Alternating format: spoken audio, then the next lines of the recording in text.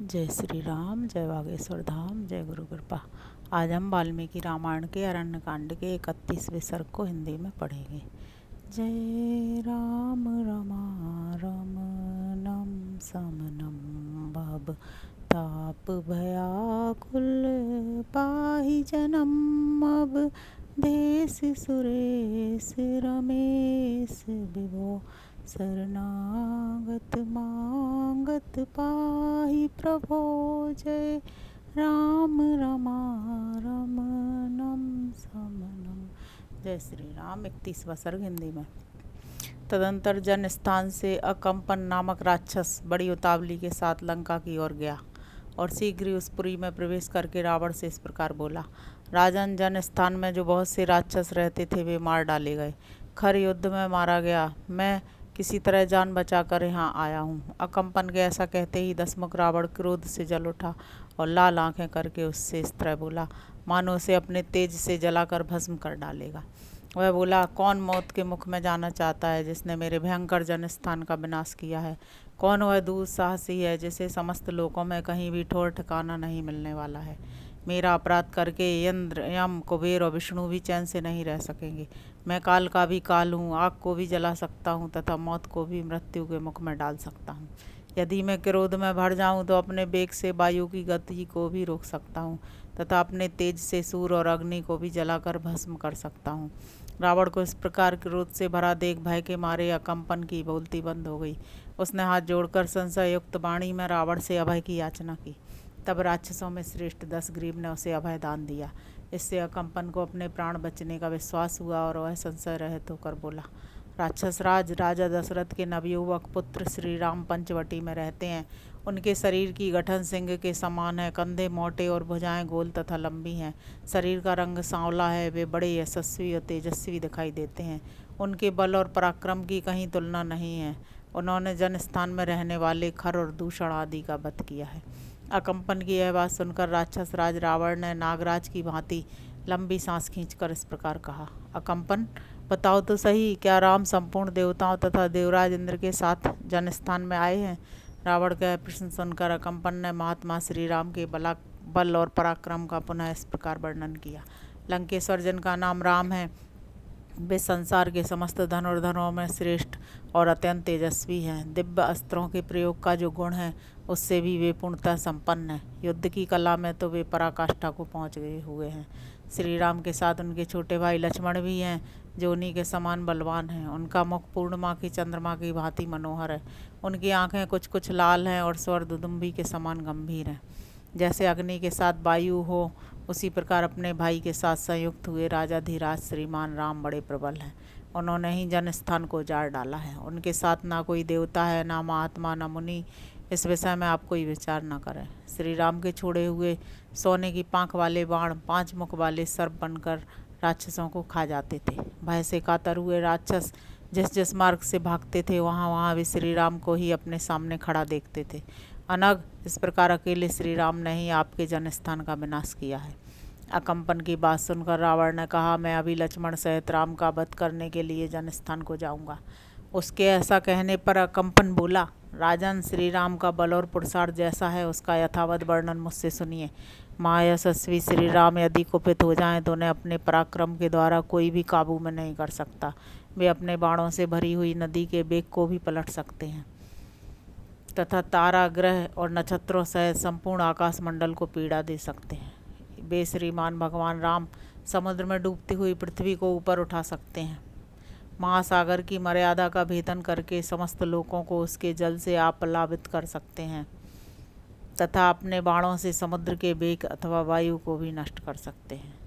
वे महायशस्वी पुरुषोत्तम अपने पराक्रम से संपूर्ण लोकों का संहार करके पुनः नए सिरे से प्रजा की सृष्टि करने में समर्थ है। दशग्रीव जैसे पापी पुरुष स्वर्ग पर अधिकार नहीं प्राप्त कर सकते, उसी प्रकार आप अथवा समस्त राक्षस जगत भी युद्ध में श्री राम को नहीं जीत सकते।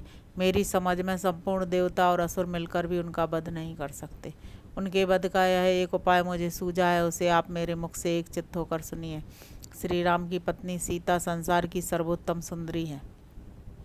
उसने यौवन के मध्य में पदार्पण किया है।